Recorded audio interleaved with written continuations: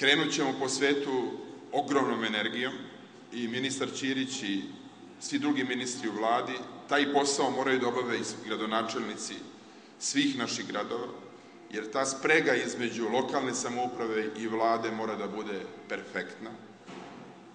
Ja ću kao predsednik odraditi svoj deo posla, verujem kao i uvek do sada, i uveren sam da možemo očekivati bolje dane.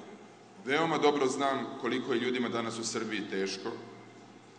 U fabrikama koje su zapuštene i koje nisu pronašle strateške partnere kao Leoni, situacija je vrlo kompleksna.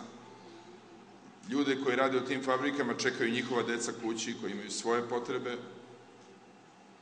Mi o svemu tome i tekako vodimo računa. Ne možemo da rešimo probleme u svakom trenutku.